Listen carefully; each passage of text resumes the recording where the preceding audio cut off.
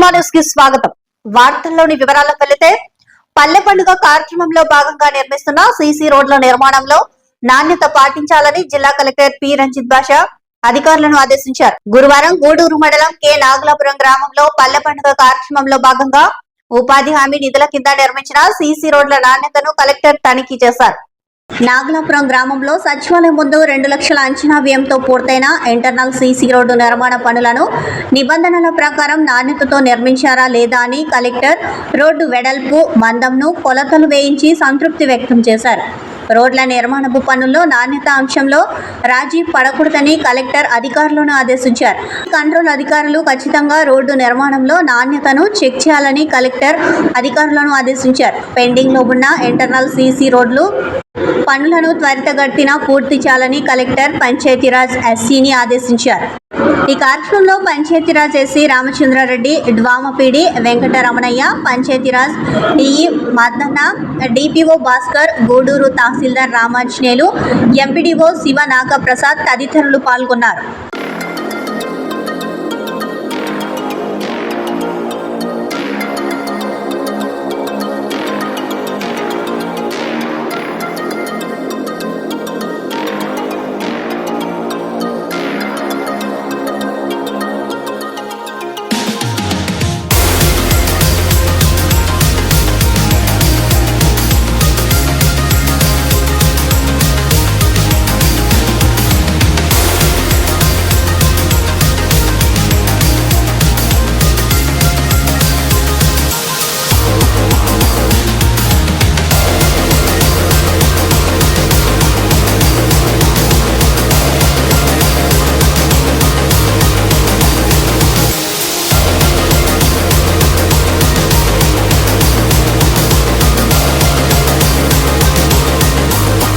Cyber నేరాల బారిన పడకుండా ప్రజలు అప్రమత్తంగా ఉండాలని, జాగ్రత్తలు తీసుకోవాలని కర్నూలు రేంజ్ లోని కర్నూలు, నంద్యాల, కడప, అన్నమయ్య, నాగుల జిల్లాల ప్రజలకు శ్రీ కోయ ప్రవీణ్ కుమార్ ఐపీఎస్ తెలిపారు.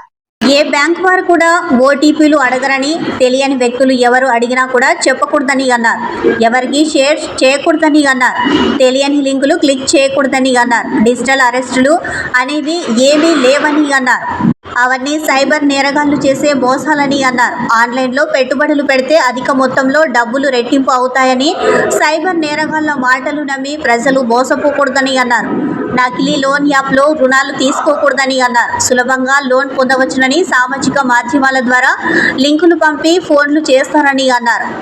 బ్యాక్గ్రౌండ్ వెరిఫికేషన్ లేకుండా, ఎలాంటి ధృవపత్రాలు లేకుండానే లోన్ ఇస్తామంటే అనుమానించాలని అన్నారు. మీకు తక్కువ మొత్తంలో లోన్ ఇచ్చి భారీ మొత్తం తిరిగి చెల్లించమని అంటారని తెలిపారు. లేకపోతే మీ గ్యాలరీలోని ఫోటోలు అశ్లీలంగా మార్ఫింగ్ చేసి మీ ఫోన్లోని బంధువులకు, స్నేహితులకు పంపుతామని బెదిరిస్తారని అన్నారు. ఎవరైనా సైబర్ నేరాల బారిన పడితే బాధిత ప్రజలు వెంటనే 1930కి ఫోన్ చేసి సమాచారం అందించాలని అన్నారు. నేషనల్ సైబర్ క్రైమ్ పోర్టల్లోని www.cybercrime.government.in కి ఫిర్యాదు చేయాలని అన్నారు. బ్యాంక్ రిలేటెడ్ డేటా కానీ ఓటీపీస్ కానీ ఎవరితో షేర్ చేయకూడదండి. ఎందుకంటే బ్యాంక్స్ ఎవరు కూడా మీ పాన్ కార్డు, ఆధార్ కార్డు ఎవరు అడగరండి. ఓటీపీ ఎవరు అడగరు. నెక్స్ట్ అదొకటి సైబరు. నెక్స్ట్ ఏంటంటే మీ ఫెడెక్స్ మీ మీద ఈ కేసు ఉందంటే వచ్చి దాని అడ్రస్ చెప్తా వచ్చి పట్టుకెళ్ళంటే ఆటోమేటిక్ గా వాళ్ళ ప్రింట్ అండ్ ఎలక్ట్రానిక్ మీడియాలో పనిచేస్తున్న జర్నలిస్టుల ఆరోగ్య సమస్యలపై ఈ నెల 28న ఉచిత వైద్య శిబిరం ఏర్పాటు చేయడం జరిగిందని ఫోటో వీడియో జర్నలిస్ట్ అసోసియేషన్ జిల్లా అధ్యక్షులు మీసాల రామస్వామి తెలిపారు. గురువారం కర్నూలు కలెక్టర్ కార్యాలయంలోని సమాచార పౌర సంబంధాల శాఖ కార్యాలయం మీడియా రూమ్ వద్ద డిసెంబర్ 28న జర్నలిస్టులకు వినికిడి సమస్య పరీక్షలు, ఎముకల సమస్యలు, కంటి సమస్యల పరీక్షలు చేయడం జరుగుతుందని, ఈ ఉచిత వైద్య శిబిరానికి హాజరు కావాలని కోరారు. ఈ సందర్భంగా రామస్వామి మాట్లాడుతూ జర్నలిస్టులు తమ ఆరోగ్య సమస్యలను పక్కన పెడుతూ నిరంతరం ప్రజా సమస్యల పట్ల ముందుకు వెళుతున్నారని, జర్నలిస్టుల అనారోగ్య సమస్య పరిష్కారం కోసం ఈ ఉచిత వైద్య శిబిరం ఏర్పాటు చేయడం జరిగిందని చెప్పారు. ఈ కార్యక్రమంలో సురేష్, రవి, వలి, శీను, రమేష్, శివశంకర్ పాల్గొన్నారు. ఎముకల సమస్యలు, కంటి సమస్యల గురించి ఇది ఉచిత వైద్య శిబిరాన్ని ప్రముఖ వైద్యులతో ఏర్పాటు చేయడం జరుగుతుంది. కావున మన మిత్రులందరూ ఖచ్చితంగా వాళ్ళ ఫ్యామిలీ అయితే ఎవరైతేనేమి అందరూ వచ్చి ఇక్కడ జరిగే పరీక్షలను వాళ్ళు చేసుకొని వాళ్ళ ఆరోగ్యాన్ని వాళ్ళు ముందు జాగ్రత్తగా పరీక్షలు చేసుకుంటే ఏమవుతుందంటే ముందు జాగ్రత్తగా మనం ఏదైనా పెద్ద సమస్య నుంచి మనం ముందు జాగ్రత్త నిరంతరం బయలుదేరుతున్నారు కనుక మా వంతుగా మేము జర్నలిస్టుల ఆరోగ్య సమస్యలను సంరక్షించుకోవడానికి ప్రతి ఏడాది మెడికల్ క్యాంప్ అనేది పెడుతున్నాం. అందులో భాగంగా ఈ నెల 28వ తేదీ ఉదయం 10 గంటలకు సమాచార శాఖ కార్యాలయంలో వెనికిడి సమస్యలు అయితేమి, కంటి సమస్యలు అయితేమి, ఎముకల సమస్యలు అయితేమి ఇలాంటివి మన జర్నలిస్టులలో ఉన్న అనారోగ్య సమస్యలను గుర్తించి వాటిని బాగు చేసుకోవాలనే ఉద్దేశంతో ఈ నెల 22లో ఉచిత వైద్య శిబిరం పెట్టడం జరిగింది. కనుక ప్రతి జర్నలిస్టు ఈ క్యాంపుని ఉపయోగించుకొని మీ సమస్యలు అంటే ఆరోగ్య సమస్యలు ఏవైతే ఉన్నాయో అవి పరీక్షించుకొని వాటిని బాగు చేసుకొని ఇంకా ముందుకు వెళ్ళాలని చెప్పేసి ఆరోగ్యమే మహాభాగ్యం అనే నినాదంతోనే ఈ కార్యక్రమం చేపట్టాము.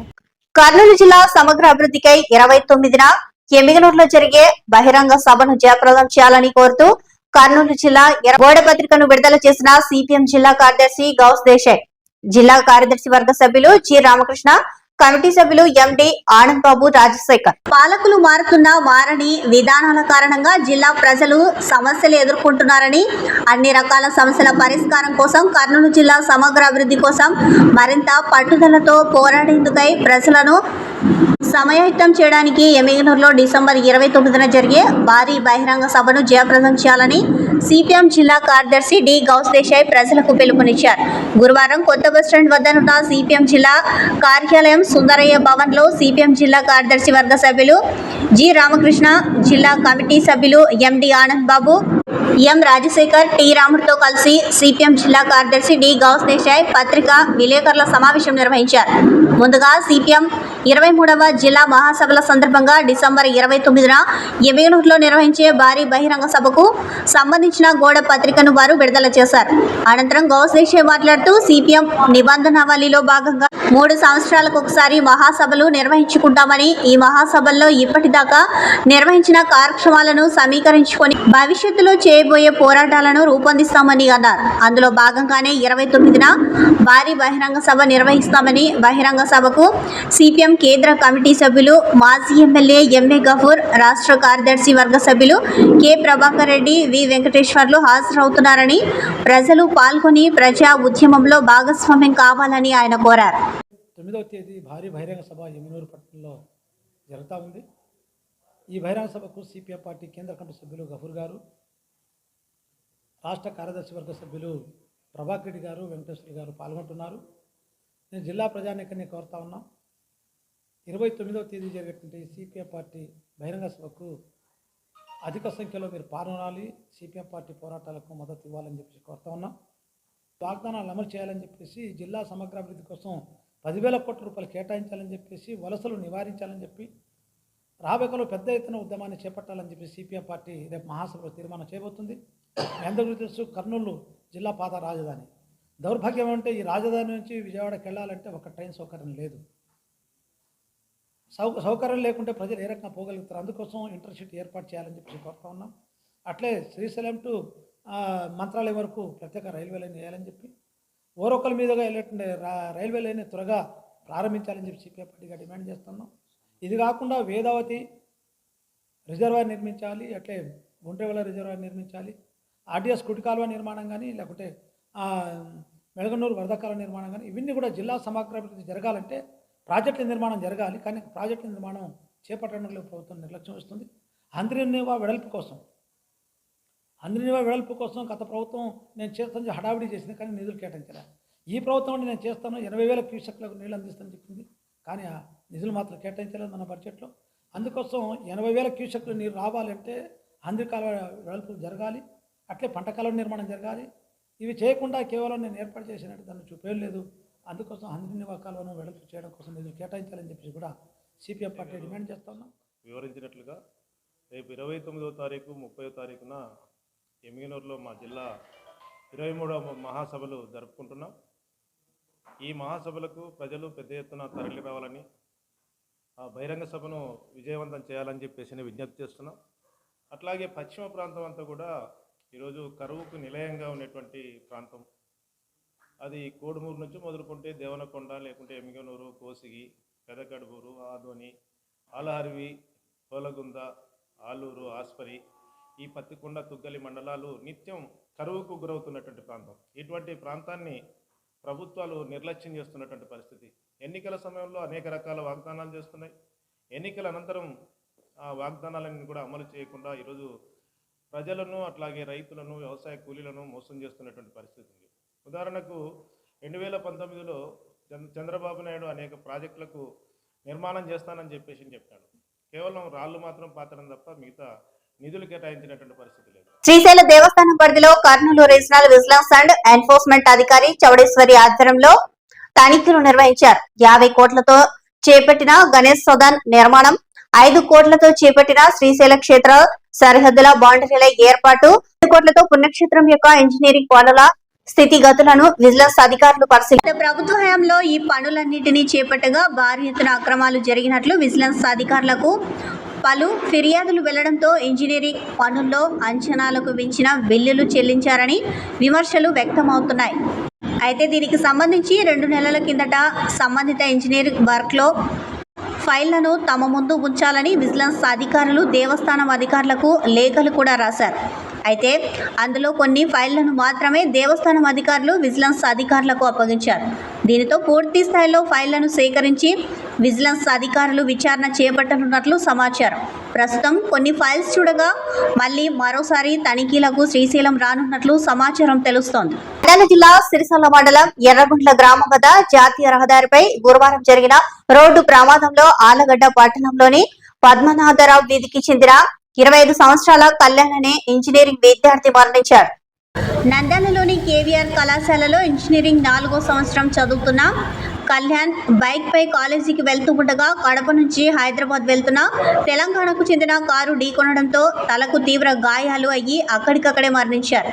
పోలీసులు కేసు నమోదు చేసి దర్యాప్తు చేస్తున్నారు. కర్నూలు జిల్లా కర్నూలు మండలంలోని నెచ్చూరు గ్రామానికి చెందిన రైతు ఏ బజార్ రెడ్డి తన గ్రామంలో శ్రీ అభయాంజనేయ స్వామి గుడి నూతనంగా నిర్మించారు.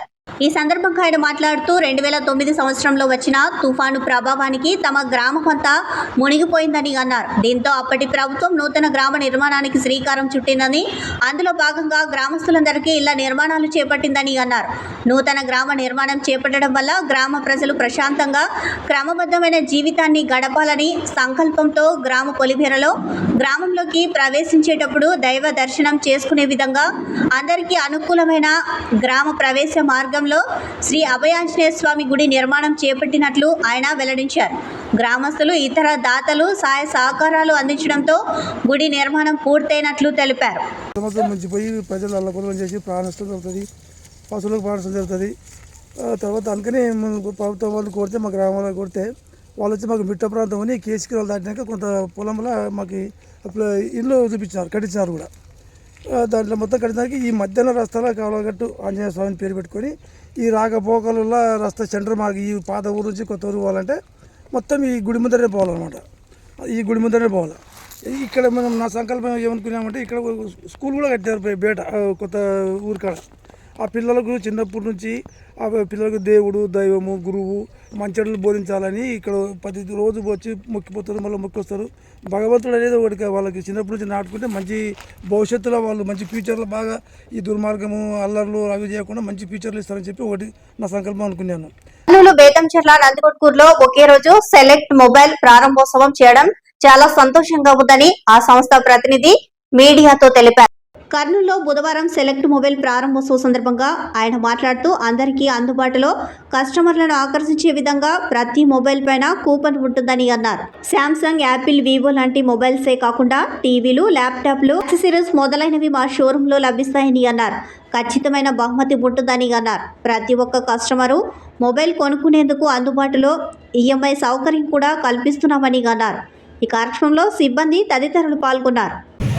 సెలెక్ట్ కంపెనీ మన తెలుగు రాష్ట్రాలైన ఆంధ్రప్రదేశ్, తెలంగాణ, మహారాష్ట్ర 3 రాష్ట్రాల్లో 120కి పైగా స్టోర్లను కలిగి ఉంది. ఈరోజు చాలా సంతోషంగా ఉంది. మన కర్నూలు, నంద్యాల జిల్లాలో 3 స్టోర్లు ఒకటే రోజు ప్రారంభం జరుగుతుంది. కర్నూలు, బేతంచెర్ల, నందికొట్కూరు ఈ 3 లొకేషన్స్ పట్టణాల్లో మేము ఈరోజు కొత్తగా మన స్టోర్లు ఓపెన్ చేయడం జరుగుతుంది. మా స్టోర్లో ప్రత్యేకత ఏంటంటే అధునాతనమైన 5G ఫోన్లు, అత్యాధునిక గ్యాడ్జెట్స్, యాక్సెసరీస్, టీవీలు, ల్యాప్టాప్స్, ట్యాబ్స్, ఇలా నేటి తరానికి అవసరమైనటువంటి మా సెలెక్ట్ మొబైల్స్లో కస్టమర్లకు అందుబాటు ధరల్లోకి తీసుకురావడం జరిగింది.